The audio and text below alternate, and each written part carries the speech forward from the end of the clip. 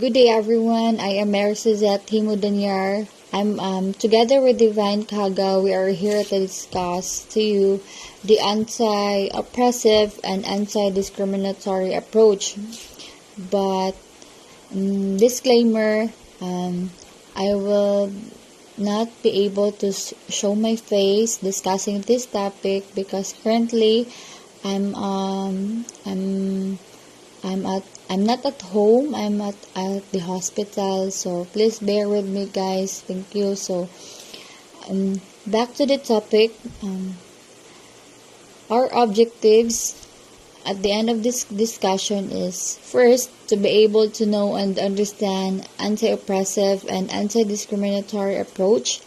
Second is to have a knowledge on the principles of anti-discriminatory and anti-oppressive practice, including a sound understanding of cultural competence. And third, to identify the rules and functions of social worker in different approach. But before we jump into our topic, let us take a grasp on this quote from Connor Franta, saying that race, gender, religion, sexuality, we are all people, and that's it. So by the end of this discussion, we will able to fully understand what this quote will be all about. So anti-oppressive approach. So anti-oppressive approaches are concerned with the implementation of social justice. They aim to challenge the structure of society and the use of power where they are being used to maintain some groups in disadvantaged positions, and this is rooted in the notions of improving the quality of life and well-being of individuals, groups, and communities, and the intrinsic value of a diverse society. So, anti-oppressive is oppression is the unjustified or the inflicting hardships and constraints felt by the subordinate group. So, anti-oppressive approach is more on the implementation of social justice, meaning the pagpapatupad ng katarungang panlipunan or to have equal rights sa tanang tao sa society because we believe in the worth and dignity of an individual. So, anti-oppressive approach is more on having or implementing to have a humane society. So, intrinsic value is more on digging up on the kanang real value of the quality of life for all people. So, anti-oppressive is the concept of power and how groups use power to achieve the mutual aims, underpin the ideas of oppression, and anti-oppressive practice seeks to redistribute power by challenging structures and championing rights. So, diba, our society, gikan pagid sa una o hantod karon dili jud nato malikayan ang like na ay discrimination and oppression. So this approach is more on having like we can enjoy the rights of those people nga naabito nasad sila power. So oppression was translated by Barker as the social act of placing severe restrictions on an individual, group, or institution, typically a government or a political organization that is in power places. So, these restrictions formally or covertly on oppressed groups so that they may be exploited and less to able to compete with the other social groups. So, the oppressed individuals or group is developed devalued, exploited and deprived of privilege by the individual or group who has more power. So, the source of oppression can be either structural or, example, arising as the result of the way systems and process operate. So, an individual, example, as a rising result, it can lead to a prejudice or action. So, users of children's social care services are predominantly from groups that would be considered to be socially disadvantaged, and such as anti-oppressive practice is an important practice capable for all social workers as it seeks to counter oppression experienced by individual or groups. So it is based on a specific set of practice values which include empowerment, partnership, and minimal intervention, which states that social workers will aim to promote social justice and the values of compassion and respect that underpin social work. So, according to Barker, anti-oppressive practice is a dynamic process on the changing complex of patterns of social relations.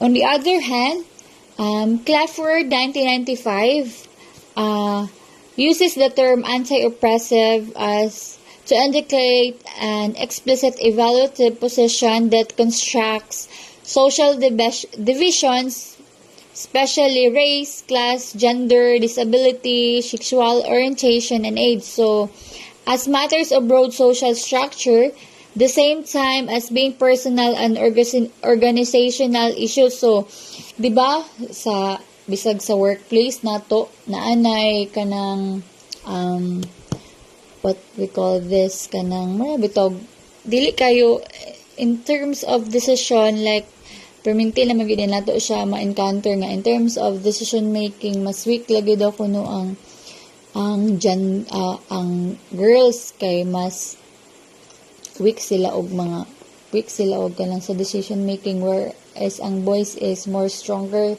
sila in terms of decision making. So anti-oppressive approach, wala nato na siya nga disparity, like anyone can be anyone, diba? So it looks at the use and abuse of powers not only in relation to individual or organizational behavior, which may be overtly or covertly or indirectly racist, classist, sexist, and so on. So, but also in relation to broader social structures, for example, the health, the educational, political, and economic, media and cultural systems, and their routine provision of services and rewards for powerful groups of local as well as the national and international levels. These factors impinge on people's life stories in unique ways that have to be understood in the social historical complexity. So for example, in health services, anti-oppressive approaches ensure that everyone has equal access to health care. So this approach challenges institutional practices that cause health disparities, especially for marginalized groups. So anti-oppressive health care aims to provide care that is sensitive to the needs of diverse communities, and it offers a culturally responsive health care that is tailored to meet the unique needs of every patient. So this approach ensures that people have the access to the care they need regardless of their cultural background, socioeconomic status, or in health condition. So In social services, the anti-oppressive approach ensures that social welfare is accessible to all. So this approach challenges social inequalities by advocating for social and economic justice. So it addresses the multiple barriers that prevent individuals and families from accessing the necessary support that they need. So social welfare programs, so we have this, everyone we are aware of these programs and we adapt it, and by the use of anti-oppressive approach, these programs became more responsive to the needs and to have a diverse community. So they provide a safety net for those who are vulnerable and marginalized in the society. So with Clifford's definition, there is a clear understanding of the use and abuse of power within the relations of on personal, family, community, organizational, and structural levels. So these levels are not mutually inclusive, that they are interconnected, shaping and determining social reality. So Clifford, informed by the writings of Black feminists and the other non-dominant perspectives, so he formulated the following anti-oppressive principles which provide the foundation for social work assessment that is theoretized and empowering. So first is the social difference. So social difference arises because of disparities of power between the dominant and the dominated social groups. So the major the divisions are described in terms of race, gender, class, sexual preference, disability, and age. So other differences such as those of religion, region, mental health, and single parenthood exist and interact with the major divisions, making the understanding and experience of oppression with a complex matter. So the anti-oppressive approach has significant impact on society by promoting equality, justice, and social change. So it challenges power imbalances in society, promoting democratic values and inclusive practices, and its impact can be seen in various sectors, including, again, in education, health, and in social services. So next is the linking personal and political. So personal biographies are placed within a wider social context, and the individual's life situation is viewed in relations to social systems such as the family, peer groups, organizations, and communities, and for example, the problems associated with aging are not solely due to the individual but should be understood in relation to the ageist ideology. So policies and practices that exist, the social environment in which the individual is located. So this approach values diversities and encourages collaboration, creating a stronger and more cohesive society. So it's essential that we continue to support this approach in all areas of our lives to ensure that everyone has access to the necessary resources to achieve their full potential.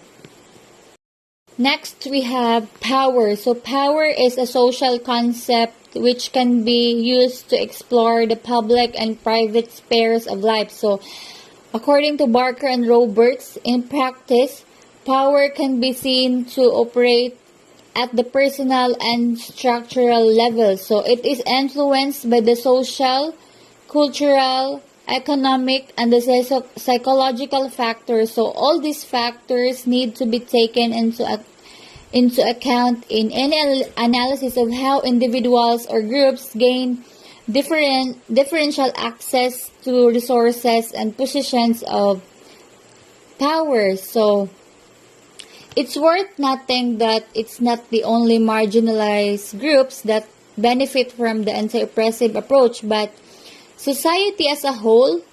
When everyone has the equal access and is included in society, we create a stronger and more cohesive society. So, by challenging the power structure that oppress the individuals, we create a society that values and diversity, encourages collaboration. So, this in turn increases the potential for social innovation and economic growth for everyone. We have historical and geographical locations. So individual life experiences and events are placed within a specific time and place. So that these experiences are given meaning within the context of prevailing ideas, social facts, and cultural differences. So the anti-oppressive approach has an impact on our social change by promoting, again, democratic values. So this approach challenges power imbalances that exist in our society, and again, as I mentioned, it seeks to empower individuals and communities. So one significant impact of anti-oppressive approach in education is it promotes inclusive educations, schools that adopt this approach encourage diversity and respect for differences. So anti-oppressive approach has a significant impact on society by challenging the status quo and promoting egalitarian values. So it's essential to understand the impact of the society of adapting anti-oppressive approach. Lastly, we have reflexivity and mutual involvement. So reflexivity is the continual consideration of how values, social difference, and power affect the interaction between individuals. So these interactions are able to understand not only the psychological terms but also as a matter of sociology, history, ethics, and politics. So the above principles relate to each other, so interconnecting and overlapping at all times, working from a perspective that is informed by anti-oppressive principles provides an approach that begins to match the complex issues of power, oppression, and powerlessness that determine the lives of the people who are the recipients of social care services. An understanding of these principles bring with a fundamental transformation in the relation that exists between the assessment of situation and the nature of the action that is required to challenge the existing state of affairs. So, the driving force of anti-oppressive is the act of challenging inequalities. Opportunities for change are created by the process of the challenges that are not always successful and are often painful for the person or group being challenged or challenging. So a challenge as it is at its best involves changes at the macro and micro level. So if anti-oppressive practice is to provide appropriate and sensitive services that are needs, it will have or it will drive somebody to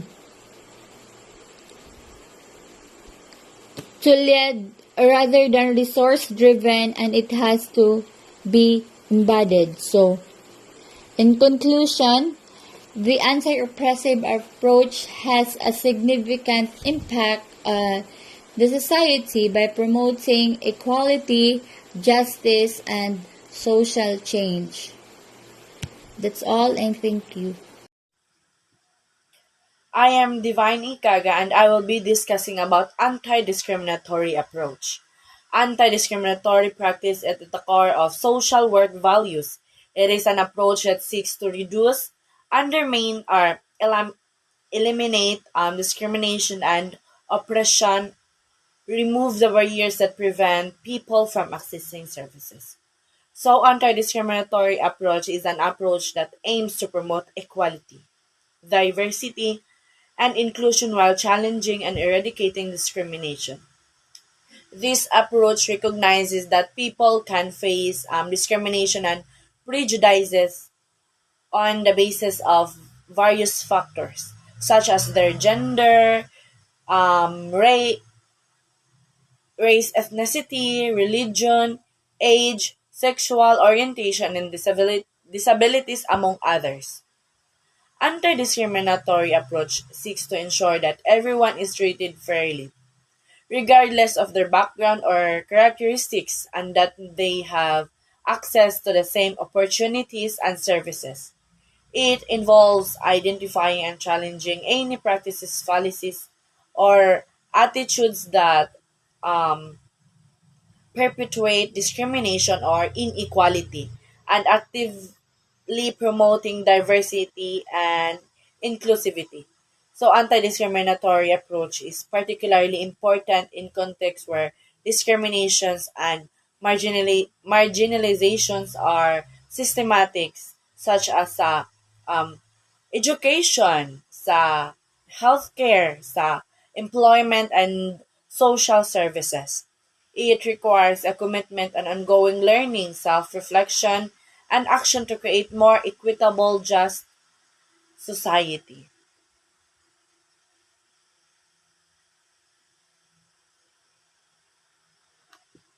So, next slide is about Thompson's personal, cultural, social, or PCS model. One of the most influential models in social work from which to understand discrimination and the focus of anti-discriminatory practice is the PCS model. This model, defined by Professor Neil Thompson in 2005, links personal experience, beliefs, and attitudes with the wider social group and places it in the overall context of society. And the other side is that is an image of PCS analysis. So, PCS model or personal, cultural, structural model is a theoretical framework used to understand how personal, cultural, and social factors interact to shape an individual's experiences and sa mga behavior sa mga tao. The model was developed by Neil Thompson, a British social worker, educator, and author, and is commonly used in the fields of social work, counseling, and psychology. According to Thompson's PCS model, an individual's behavior is influenced by three interrelated factors, which is personal factors. The personal factors, these include an individual's personality, values, beliefs, attitude, and experience. And the cultural factors is these include the cultural norms, values, beliefs, and practices that shape an individual's identity and worldview. Social factors or structural factors, these include the social structures and systems that influence an individual's behavior, such as family, community, education, and government. The PCS model emphasizes the importance of understanding the interplay between these three factors when seeking to understand and address issues related to social justice, diversity, and equality.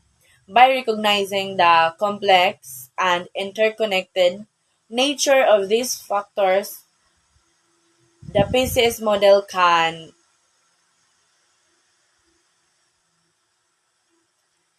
help practitioners and researchers develop more effective strategies for promoting positive change and social justice. The PCS model can be applied to a wide range of issues, including poverty, racism, sexism, and other forms of discrimination and oppression. It emphasizes the need for a holistic and intersectional approach to understanding and addressing these issues. One of that considers the complex interplay between personal, cultural, and structural factors. Overall, the Thomson species model is a useful tool for social workers, educators, counselors, and other professionals who work with individuals and communities to promote social justice, diversity, and equality.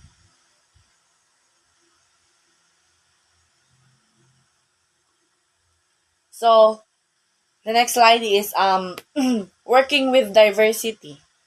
Working with diversity involves understanding and appreciating the differences that exist among people in terms in their race, ethnicity, culture, gender, sexual orientation, religion, age, abilities, and other characteristics.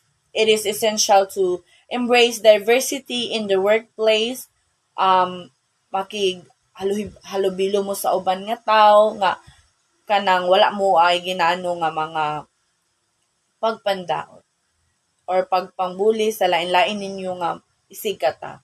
It is essential to society as a whole to promote exclusivity, creativity, and equality. Here are I have some tips on how to work with diversity. Learn about different cultures. Makigalubilo ka sa lain nga cultures para makabalo ka sa ilain nga cultures. Take the time to learn about the cultures of your colleagues or classmates. This can include attending cultural events or workshops, reading books or articles, or simply having conversations with people from different backgrounds. May kagalubilo ka sa imuhang mga friend nga lain-lain pud og culture, lain-lain pud og gender. Listen actively, be open to hearing others' perspectives and experience. Try to understand where they are coming from and what their concerns are. Avoid making assumptions or jumping to conclusions. Avoid stereotypes. Don't assume that people from a particular group are all the same or hold the same beliefs. Everyone is unique and has their own experiences and perspectives. Embrace the Embrace differences. Celebrate the differences that exist among people. Be open to learning from others and be willing to share your own experience and perspective. Be respectful. Show your respect for others by avoiding offensive language or behavior. Be mindful of cultural differences and be willing to adjust your behavior or language accordingly. Makig ka sa show ka sa imuhang respect kung unsa man gani ang ilahang ilahang beliefs or unsa ba na dira.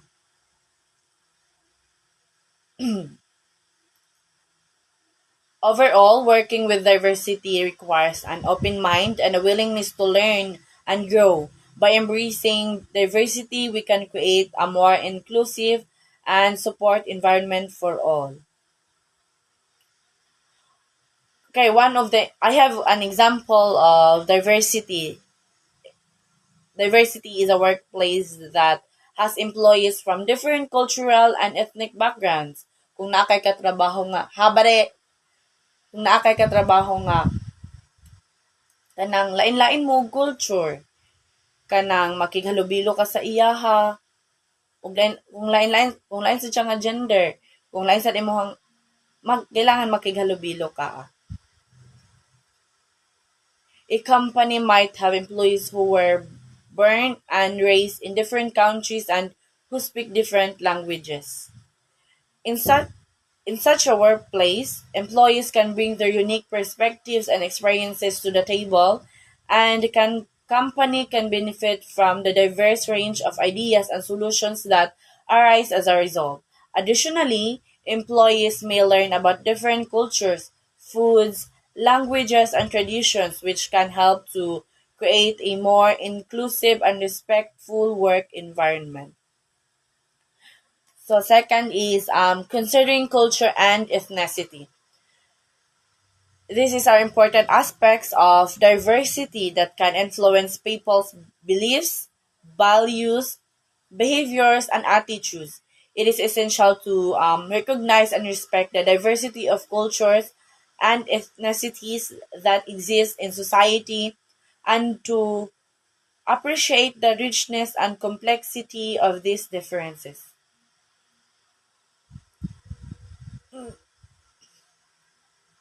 The third is cultural competence.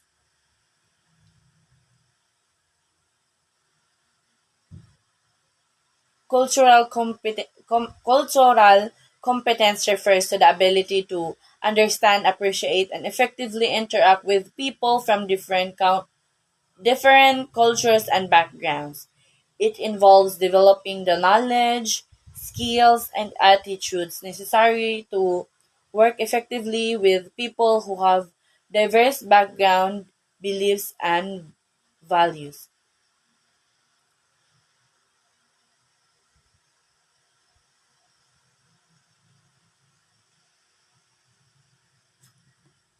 So the next slide is we have a equality. Equality focuses on creating a fairer society where all individuals can take part in and access the same opportunities. It is it is underpinned by a legal framework which places statutory duties on individuals. Um, Equality refers to treating all individuals or groups in the same way without taking into account any differences in their circumstances or needs.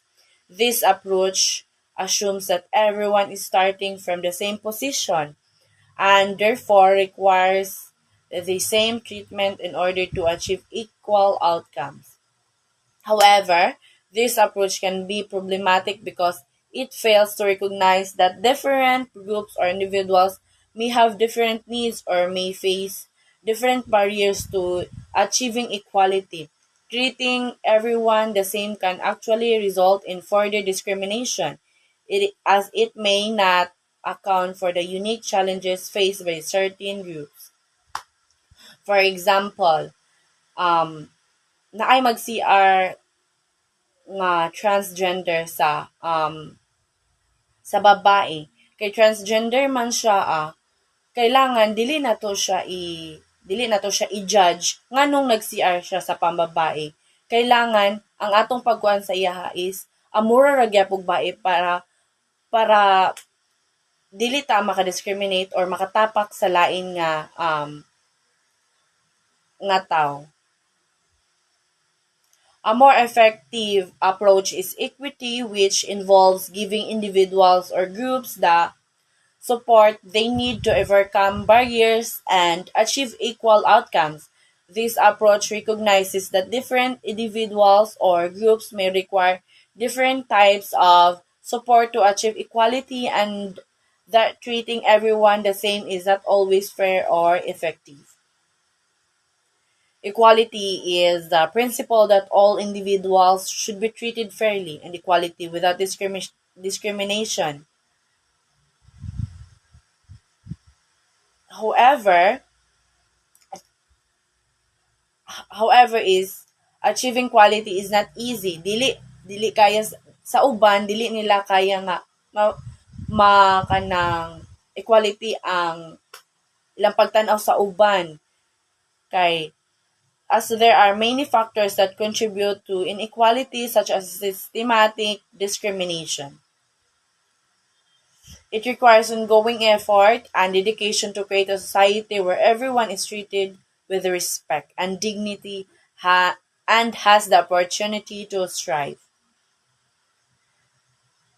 And the last is diversity. Diversity literally means difference and is concerned with the range and variety of individuals and groups.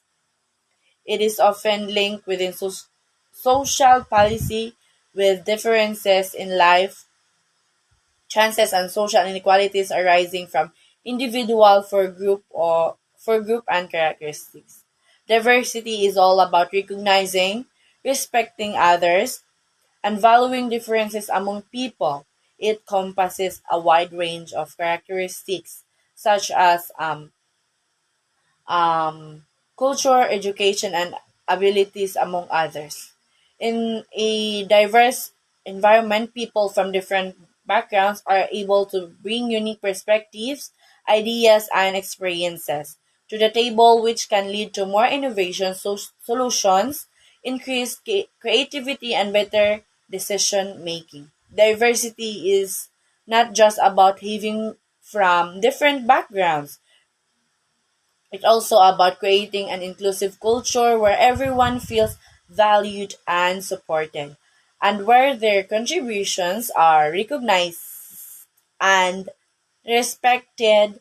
In essence, diversity is about promoting equality and, in conclusion, and recognizing that difference are strengths that can help us build a better society. And that's all. Thank you.